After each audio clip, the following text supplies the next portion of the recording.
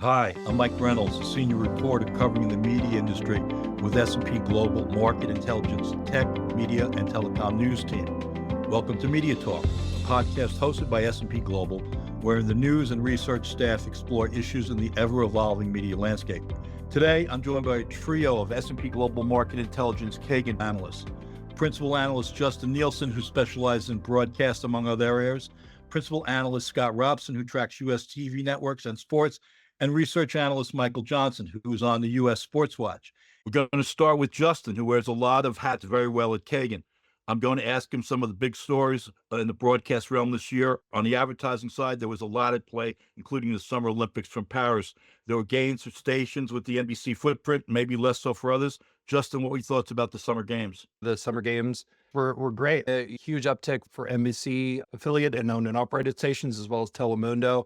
They had record-breaking ratings for the Summer Games, as well as advertising revenue. So it was a huge uplift for those stations, albeit a 2-week window. On the other side, the even years are also the political years. 2024 presidential election cycle, big year for broadcast, as we always expect. As we always expect, but it was a little different this year. It was a little slower at the beginning because we really didn't have a primary season with Trump basically running away with the Republican nomination, and then the switch up with Biden and Harris. So there wasn't that large lead up in terms of political around the primaries, but it came in full force halfway through the year and then into the conventions and then obviously to the November elections. A lot of spend on both parties, but it seems Harris actually outspent Trump in this one. Yeah, I think she did.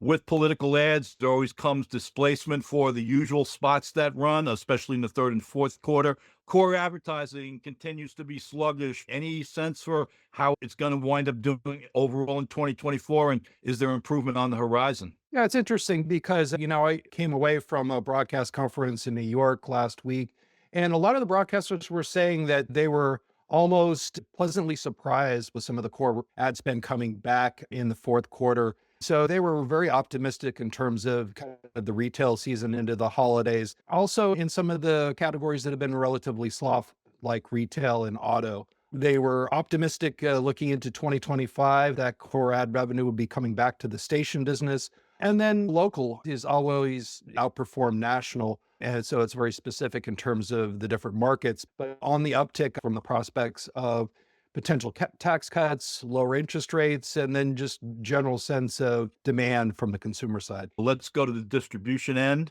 Retrans fees are still going up, maybe not at the rate of in the past, but retrans remains a very positive revenue stream for the broadcasters at this juncture. Yeah, and it's a large part of their business model. And in most cases, it's 40-50% of their revenue. And then looking at it from a cash flow perspective, even though they're sending more in reverse retrans back to the networks, it's still a healthy 40 to 45% margin in most cases. We do see a slowing trend on the top line for gross retrans revenue. The traditional, just based on the subscriber declines at the cable, telco, and DBS operators, we do see a little bit of dip in those revenues, but an uptick in the virtual side, the YouTube TVs, the Slings, and the direct TV streams and others. So from that perspective, it's going to be a little bit more lumpy in terms of growth and declines at some of the broadcasters. Most recently reported Gray TV was down on the top line just because of where some of these contracts and renewals have fallen. But then you look at Sinclair and others and Nexstar, and they're on the upswing just based on where those renewals are upcoming. Timing is everything, so they say. Essential, especially on the affiliate side. So they stagger their affiliate agreements with the distribution agreements. So they have a little bit more clarity in terms of what their margins are and cash flows. Still on the uptick, but at a slower pace. On the cable side, networks continue to lose subscribers, write-downs at Warner Brothers Discovery and Paramount Global, and now Comcast is looking to spin off NBCU's cable roster, or most of it anyway. The attrition is not nearly as fast in terms of consumer losses on the broadcast side, though, right? That's true. And a lot of it has to do with sports. So NFL is still king when it comes to live TV. and the broadcasters have the majority of the games. That has kept them in the forefront in terms of the viewership as well as the advertising. But we've seen some erosion in ratings, but it's all about sports. Given that uptick in the prime season of retail and consumer spending, it's all about live sports. All right, let's finish up here. Speaking of sports, we're going to go to the local front. Yourself, Scott Robson, Michael Johnson, me. We've all kept a close eye this year on what's basically a back to the future of sorts. Local sports rights for a number of NBA and NHL teams have reverted to local stations amid the Diamond Sports bankruptcy and the transformation of the RSN model overall. Justin, your thoughts here? Yeah, it's a very interesting development, especially in certain markets where they've gone full over the air and streaming in the case of, let's say, the Utah Jazz and the Phoenix Suns and the Las Vegas Golden Knights. It's been a huge uptick in terms of viewership for those teams and for the broadcasters themselves, although it's very market specific. So they're still working through their RSN model in certain cases, depending upon when their contracts are coming up. And then the teams that have been dropped by the Diamond Sports Group. And then also looking at it from a perspective of how they can attract new audiences and new fans. So the widest reach the broadcasters deliver, and that's been a huge win for certain station owners. Thank you, Justin. We appreciate it. And obviously, we will be in touch in the weeks ahead. Happy New Year. Thanks, Mike. Happy New Year. Next up, we're going to speak with Scott Robson, who follows lots of things, including the economics of cable networks, including distribution fees and advertising revenue. He also knows a thing or three about sports, the sports media realm, as one of the authors of the Kagan Sports Report. Scott, let's start on the cable side. The narrative continues to be that people continue to cut the cord in favor of streaming services and that many younger Americans never opt in to be part of the traditional pay TV landscape. 2024 has been a tough year for the traditional cable business overall. Yes. Hello, Mike. Thanks for having me on. Yeah, 2024 has posed some challenges for the basic cable network industry. I think many people have looked at COVID as a time when streaming accelerated and linear TV lost some of its mojo. But I think that was further amplified in 2024. There have been carriage disputes, impairment charges, spin-off announcements, and basic cable lost one of its marquee sports with the NBA going to NBC and Amazon. Absolutely. There's also less viewing, which in turns means not as many impressions on the advertising side. Yeah, so cord cutting continues to be a problem. In the most recent earnings releases, so third quarter 2024, there were some positive statements about sub declines lessening in some cases, but they're still declining at about 8% on a year-over-year basis. So that negatively impacts affiliate fees as well as advertising revenues. At the same time, pay TV operators are pushing back on rate hikes from the networks. So we saw another high-profile carriage dispute in 2024 when the Disney networks were taken off of DirecTV systems for about 2 weeks, right around the start of the football season. Yeah, that seems to be the time. Same thing with Charter the year before. Scott, you just alluded to it. Some of the impairments, two of the top, maybe the top two cable owners, Warner Brothers Discovery and Paramount Global, they both took billion-dollar impairment charges against their cable businesses. What's your sense there? Yeah, so in my opinion, these impairment charges, which were announced during second quarter earnings, so you had Warner Brothers Discovery over $9 billion, Paramount Global around $6 billion. That was one of the biggest stories of the year, in my opinion. It wasn't that surprising to anyone who's been closely following the industry, but I think it was still important from the standpoint of reframing expectations and the big network owners conceding that the landscape has changed. The linear network industry is in the mature stage of its life cycle. And so things like the loss of the NBA was a factor that triggered the Warner Brothers move. But it seemed to be inevitable as the linear networks business, these companies needed to be reevaluated. The NBA is not going to be on TNT. It's been there for 35 years. They've bolstered their sports roster in many other capacities. Are they going to be in a brawl about the value of TNT and the cable networks overall?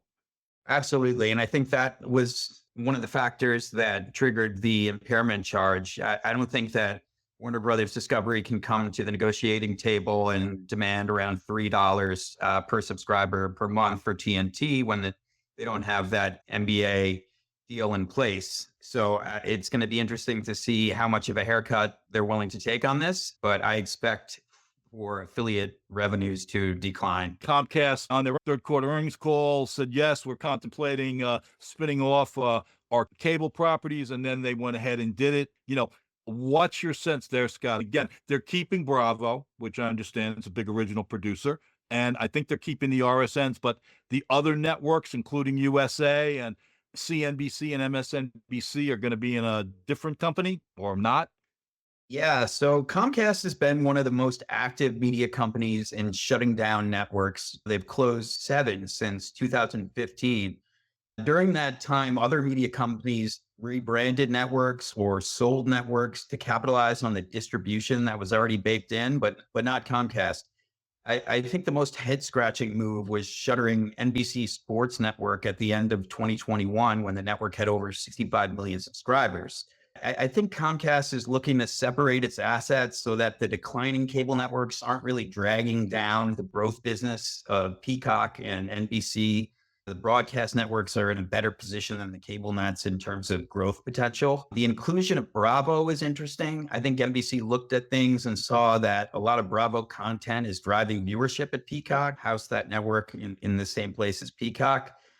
Still, the networks being spun off, you've got USA, MSNBC, Golf Channel, some pretty solid brands. So I don't think the new entity is going to struggle. What might happen is that the new entity becomes a larger grouping of networks that serves as a true cable network play for investors. So maybe they acquire the AMC networks or some of the Paramount channels after the Skydance deal goes through, but who really knows? We'll be keeping our eye on that as 25 develops and going forward. Scott, thanks for spending a lot of time with us, and Happy New Year. Thanks. You too, Mike. Next up, we're going to speak with Mike Johnson, or MJ, on our staff, where there are just a few too many Mikes. MJ joined Kagan in June, and he's on the Sports Watch. He certainly came on board in a big year for many things athletic. MJ, where to begin? Let's start with the story that dates back to last April when ESPN and Warner Brothers Discovery had their exclusive negotiating windows with the NBA. A lot has happened since then. Yeah, absolutely. And thanks for having me on. So as we all know, the NBA signed a massive new rights deal for next season with Disney, and ESPN, NBC Sports, and Amazon, valued at nearly $80 billion over the next 11 years. So in short, Warner Brothers Discovery was left out and sued the NBA in July, alleging the league violated matching rights clauses with TNT and by putting games on Amazon's Prime Video. They've now settled that lawsuit with the NBA, keeping the company in business with the league for at least the next decade. So it's a big win for us fans, for sure. So while they're losing rights to regular season and postseason games on its TNT network, the settlement gives Warner Brothers rights to a significant amount of NBA content, both domestically and internationally as well. And it's a big win just because the league will avoid this continued legal battle. If it went through the court processes, it could have been starting when the playoffs started in April. Yeah, could have been side by side with the playoffs and just a headache for everybody tuning in. Yeah, so a few key takeaways from the settlement. The deal gives Warner Brothers the ability to develop new shows with NBA content in the U.S. and abroad. And they've been granted international NBA media rights as well in parts of Europe and Latin America as well. And another big winner is Warner Brothers digital platforms, Bleacher Report and House of Highlights. They'll continue to have access to NBA content. And then they'll just be continued partners with the NBA's digital operations over the next several years, which will bring in significant revenue for the company as well. Turner Sports, before acquired by Warner Brothers, goes back 40 years with the NBA, 35 with TNT alone. So I'm going to miss that, but at least they're still in the game. And one of your favorite shows still going to be there. Yeah, maybe the biggest news to me personally is Warner Brothers struck a deal with Disney to license Inside the NBA to ESPN and ABC starting next season. That's a huge win for us fans just to continue to see the show and see how it evolves over the next few years. Another major story in 24 is Diamond Sports, the nation's largest operator of regional sports network. And it actually goes back to March of 23 when they filed for bankruptcy amid declining linear distribution fees and I think more than $8.5 billion in debt. Been a major part of the ongoing transformation of the RSN industry. I've written way too many stories about this. So, Mike, I'm interested to hear how you summarize what happened and what may happen. Yeah, definitely. So Diamond Sports Group, they've been in the news all year, and now they've received approval to emerge from bankruptcy. It's been reported the company reduced its debt by, I think, 95% from when it first filed for Chapter 11 protection. So with the new reorg, Diamond will operate as a standalone entity, with the restructured company being smaller than it was when it first started 5 years ago. The former parent company, Sinclair, initially bought 21 regional sports networks from Disney, and That's right. they had local rights to, I think it was 42 professional teams across the NBA, MLB, and NHL. It was good for them that they wound up getting some baseball teams back in the mix, because MLB has historically been the driver for the RSN business. Yeah, absolutely. And another quick note from the hearing as well, that's pretty interesting, is local streaming will now become more of an important revenue source for Diamond going forward, just with the continued erosion of the linear landscape. So I believe it was reported the financials projection expect streaming revenue to rise from, I think it's 63 million this year to 580 million in 2027. That sounds right. I think those are two of the bigger sports stories, but there's been a couple others that you want to talk about. Yeah, our main focus was tracking the regional sports network industry throughout the year. You saw as contracts expired between the networks and professional sports teams, a lot more experimentation going forward with certain teams. Going into 2025, we'll be putting an emphasis on tracking these performances with